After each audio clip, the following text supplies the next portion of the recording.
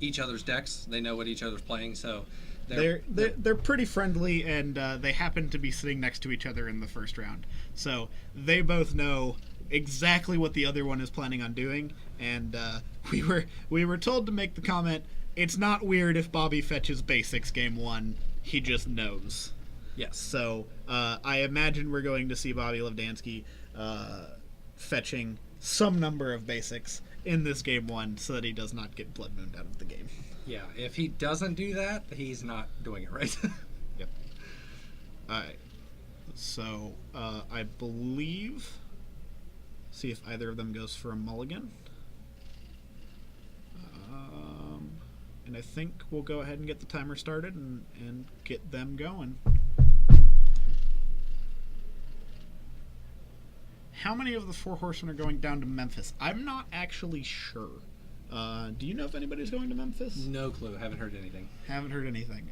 The only thing coming up that I personally know about is there are a number of people going to Cincinnati for the Star City Team Open. I know at least 2 teams of technically Four Horsemen people are going. Because myself with Ethan Rapking, the TO, and our friend from the Columbus area are going to be there, and hopefully not get into the beer bracket quite quickly. Baltimore was not kind to us. I've never been to a big event. Never. How long have you been playing Magic, Kevin? I started at the end of, what would that have been, 2011. Innistrad came out like a month before I started playing. Okay. The original Innistrad. Never been to a major event. I've never been to a major event. You didn't even go up to Eternal Weekend when I was in Pittsburgh a few months back? I actually have only played outside of the Four Horsemen in a tournament one single time. One single time. I've played states, I've played Winnaboxes, F&Ms, all that kind of stuff at the Four Horsemen. I played one event outside of the Four Horsemen, and that was only because that was a day of a team event that I didn't really want to participate in. And there used to be another store in town, and they were giving out a ridiculous amount of stuff, which actually probably helped in their going out of business. But I did go to the event that day and take some of their free stuff, which was nice. Yeah, I agree, Penguin. It's a very much fun time, and it is definitely worth going at the very least one time. Just even if you're not playing in the main event, just going and participating in the I guess if you wanted to get fancy, you could call it the pageantry of it. It's very interesting, just seeing like the vendor's booth and talking to artists and all that kind of thing. Well, we've gotten a little sidetracked, so let's see if we can catch up to where they're at real quick. So Josh has fetched a few times. He is down to 17. Bobbie is all the way down to 15. Doing Jund things. He's played a Liliana the Last Hope, cleans up that Arbor Elf. Josh started with a fairly typical green ramp deck start. He went with a turn 1 Arbor Elf, and then to turn 2 Courser of Kruthix, which is actually a card that he's pretty high on right now, understandably, because Courser is really... Bloodbraid into Stone Rain. Woo! Bloodbraid into Stone Rain into destroy your second black source. That's obviously, I would say, a hedge against any Liliana of the Veils that are going to come down. What is the Planeswalker that is a Chandra Torch of Defiance. Okay, that's I a could not little tell. a little bit off camera there. We might go down here in a minute and see if we can get them to scoot those mats up a little bit. Yeah. I'm actually going to go do that real quick. Okay.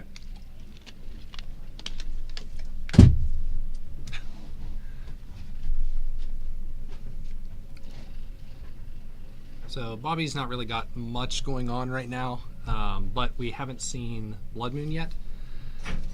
So that would be more of a killer here. We're getting the mats relined up so we can see stuff a little better. There we go.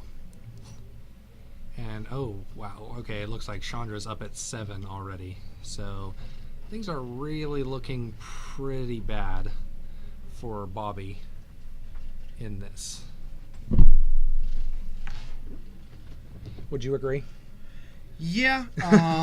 Bloodbraid into any 3-mana spell is pretty good. I would say probably the two best things you can hit would be Culligan's Command, which you would see on Bobbie's side of the table, or Stone Rain. Stone Rain's pretty good. Any Blood Moon effect is pretty good. So I take it that Josh is running Magus of the Moon? Yes, okay. I assume that was what he meant by 5 Blood Moons. I believe, I don't know off the top of my head, because I haven't looked intensely through his list, but I do believe he has 3 Blood Moon and 2 Magus of the Moon as his split. Which, personally, I think is a pretty good split. Yeah. I think that's pretty good. And definitely Ghosty Hosty, having that Chandra on 7 already, it's going to be a fun time for Josh. Unless there's definitely a chance Bobbie has something like Dreadbore in his deck. I imagine it looks like he has another Inquisition into the Blind, and all Josh has in hand is a Forest. So he's got it all on the table. Yeah, everything he's got is on the table. Immediately going for the Chandra emblem, and Bobbie scoops it up immediately. Understandably. He wants nothing to do with the Chandra alt. Just immediate blowout for the Ponza deck. I didn't even think that was a particularly fast Ponza start. No, it really wasn't. He didn't have. He never got a Utopia Sprawl on a land. Because the one was exiled. No Utopia Sprawls. The only thing his Arbor Elf did was turn to Courser, and the Courser immediately died. So Josh really didn't get any value out of his start. Is pretty much that. I would say that was a matchup that showed the power and the potential of Bloodbraid Elf as just a value card. Because really the thing that changed that game was Bloodbraid Elf into Stone Rain, blowing up Bobbie's basic swamp. That pretty much at that point, that was where Josh just kind of completely took over. Yeah, not a huge chance of getting a bunch of basics back in Jund once they start going. Jund has pretty much always had a fairly greedy mana base. They kind of have to, considering you want to be 1 mana black spell into 2 mana all 3 colors available into 3 mana double black. It can definitely you have to be fairly aggressive. That's why a lot of times Jund's worst matchup, at least traditionally, has been Burn. You kind of get this. Any 3-color deck that runs fetches and shocks obviously is not going to have a very good Burn matchup. But Jund specifically, since you have to be so aggressive in getting your colors correctly in order, it can be extra taxing. Which is why I know a lot of very salty Jund players who do not like playing against Burn. So Bobbie is already done. Is that Trinisphere? Yeah, Josh runs Trinispheres on his board. Okay. He likes to kind of side into more of a prison strategy, and he and I have talked about it. I'm not 100% sold on Trinisphere, specifically against decks that have access to Culligan's Command. I feel like it's kind of not very impressive if you just play your 3-mana Trinisphere and then they go, okay, cool, 3-mana Shatter, make you discard a card. That just feels kind of bad for Mr. Trinisphere. If they can't get rid of it, though, especially if he can turn to it with an Arbor Elf or Utopia Sprawl, it gets much better. Oh yeah, and there are definitely matchups that even with access to Culligan's Command, Trinisphere just kind of closes it out pretty easily. So Grixis Death Shadow comes to mind. They do tend to run Culligan's Command, but Trinisphere is just a house. What do we have there? It looked like a Trinisphere, an Arbor Elf for Josh, a couple of fetches. Might be waiting on the Arbor Elf. I may have also misseen it. The camera quality isn't the great. We're looking at kind of a tiny screen, so some of the cards are very easy to tell, but some of them, like Trinisphere, has a big glowing orange orb. It's very easy to see what it is. I see he has a Stone Rain in his hand because Josh specifically plays white border Stone Rains for maximum tilt. I respect that. How do you feel about white borders? I would say 9 times out of 10, I avoid them.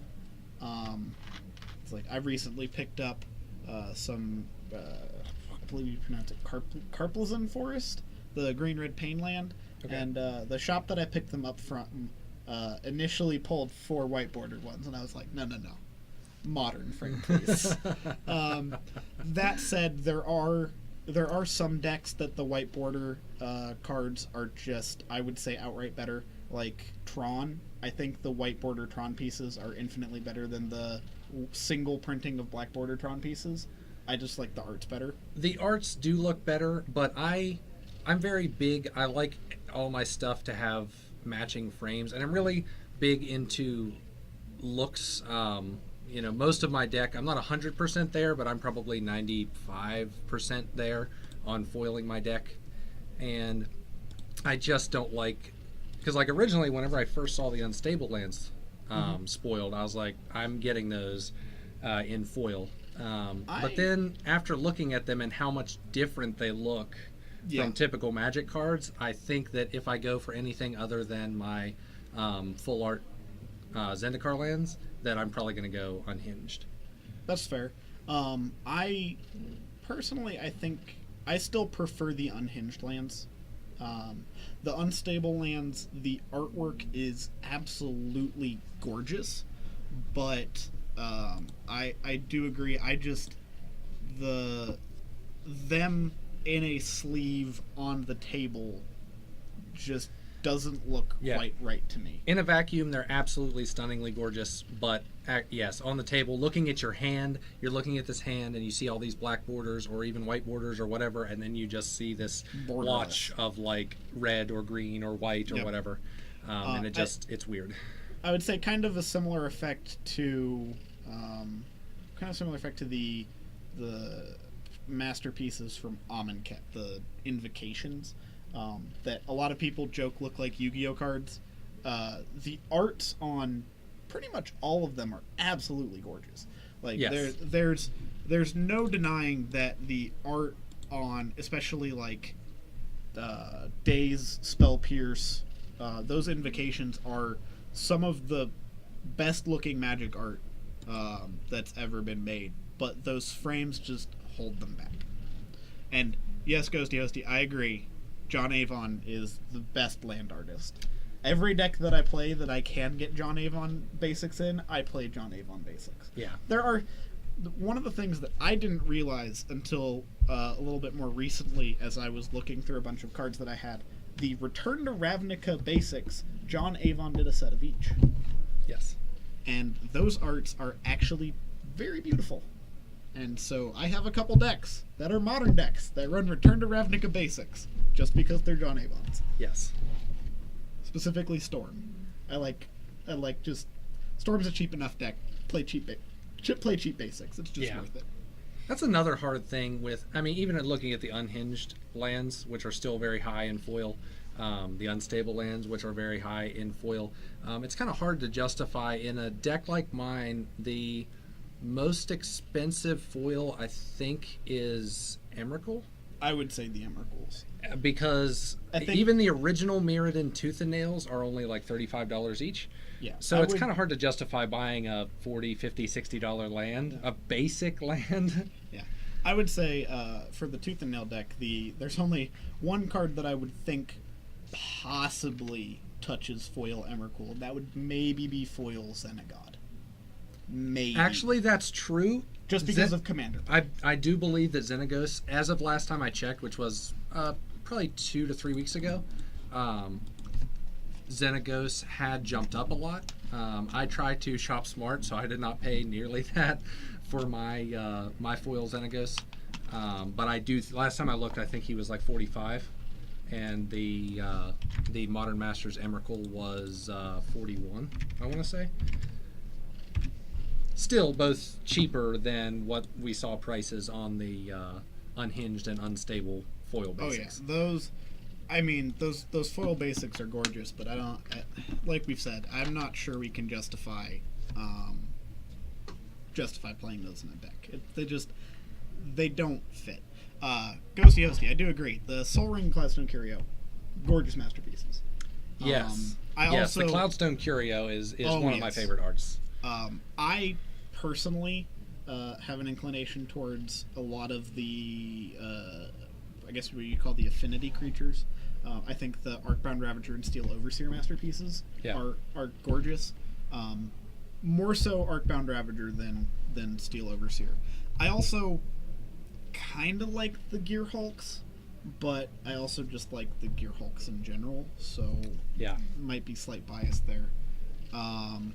And Ornithopter. No one can ever forget Ornithopter. Is your promo Emrakul the GP promo or the pre-release promo? Because it's probably the PTQ promo.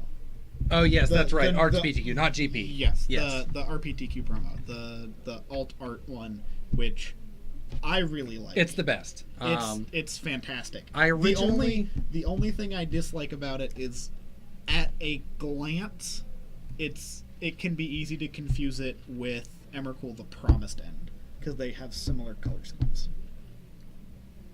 I could see that. My biggest issue with it was the shooting star, like the foil in the text box. I don't know why. I just don't particularly like that. So before I saw that Emrakul in person, that's why I got the Modern Masters one, because I'm like, it's cheaper, and even though I like the art of the RPTQ one better, I don't like that shooting star. But I did see Wyatt's in person shortly after that, and I'm like, nice. I'm gonna have to probably get one of those at some point. And thankfully they have dropped in price.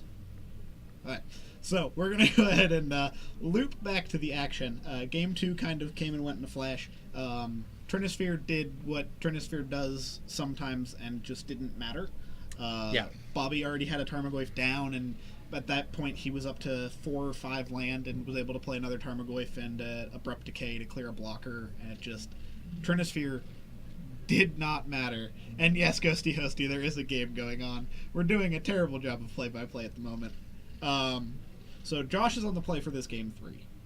I would imagine being on the play for Ponza is probably where you want to be. But it seems he kept a 1-land hand, which is questionable.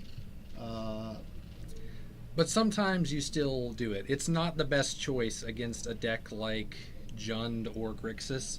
I wouldn't advise this. It's not always the right choice. It's typically the wrong choice. I have kept no land hands with Tooth and Nail, and I have won before off of no land hands.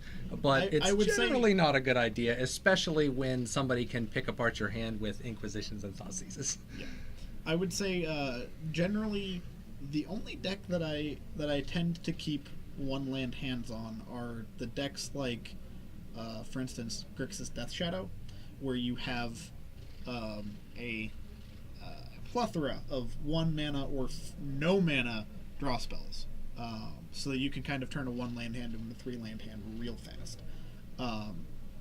Which I think Bobbie's game plan for this game has actually come out pretty well. Turn 1 Inquisition, into turn 2 Bolt the Arbor Elf, into just developing his mana while Josh is kind of spinning wheels. Interesting. I'm not sure how I feel about running Kessig Wolf Run in my Ponza deck. I feel like you don't really want any... personal opinion, if you're going to be playing Ponza, I don't think you want any lands that don't produce colors unless it's Ghost Quarter or maybe Field of Ruin. Yeah, I feel like he's kind of in the same position as me. I used to run Kessig in my Tooth and Nail deck as an alternate win condition, but I don't know how. Do you know how many lands he's running? I believe I would he's assume running around 20. 21, I believe. Okay, because I only play 18, so in a deck with such few lands, you want that color. Like you need your Arbor Elf, you need your Utopia Sprawls in the first turn or two, so you don't want to be drawing those lands that are colorless. I would say the biggest problem with his hand, being the one land keep, was just the fact that it was one land Arbor Elf, and the rest of his hand is 3s, and it looks like a Thrun. Because I see 2 Coursers, a Kitchen Finks, and I believe that's Thrun hiding in between the 2 Coursers. So, I would say probably not a very good keep, even if Elf sticks, which you would have very to hope unlikely. Yeah, very unlikely. But even if it does stick, you're kind of up against it, just due to the fact that you really are only producing 2 mana anyway. Now, if that had been 1 land Utopia Sprawl Elf, that's probably more fine, because you can turn one Utopia Sprawl, which is harder to interact with, and then from there play the Arbor Elf and attempt to ramp. That is a very sad Blood Moon, and that is a very sad Bloodbraid Elf. That Bloodbraid Elf getting the Arbor Elf is probably the worst hit you could possibly have in the deck. Yeah, especially against Jund. They're going to laugh at your creatures. You're going to be like, oh, Arbor Elf, cool, it's going to get bolted. Oh, Arbor Elf, cool, like, it's going to get bolted. It's even worse in the face of 2 5/6s. Yes. Which those Goyfs are just bringing the pain. I don't think he's running... He might be running 1 or 2 birds, but I'm pretty sure he's on 4 Arbor Elf. Yeah, 4 Arbor Elf, 4 Utopia Sprawl, and like I said, I think 1 or 2 birds. Yeah, I know he used to run birds, but with changing up with Bloodbraid Elf, I'm not sure what all he's changed said, in the deck.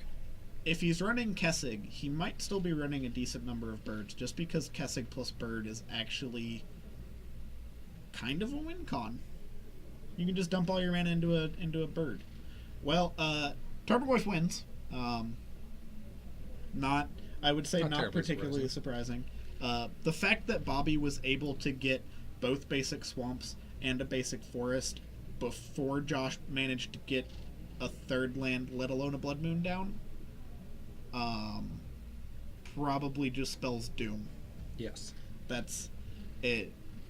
The stumble from Ponza was just too hard to overcome, and Jund just playing 2 mana 5/6s for a while there in Modern seemed not great when you have Death Shadows and Gurmag Anglers running around as basically 1 mana 5/5 and greater, but a 2 mana 5/6 is still absurd value. Yes. And it's in the best color, green. I would make an argument there, but I have recently swapped over to a green deck as well, so good man. My argument is greatly lessened. So we're gonna go down since they had 27 minutes left. I imagine the actual event probably has like 24 or 25 minutes left. See if maybe we can snag a game 3. If we can't quite snag game 3, guess we might be coming up finishing a tooth and nail deck tech.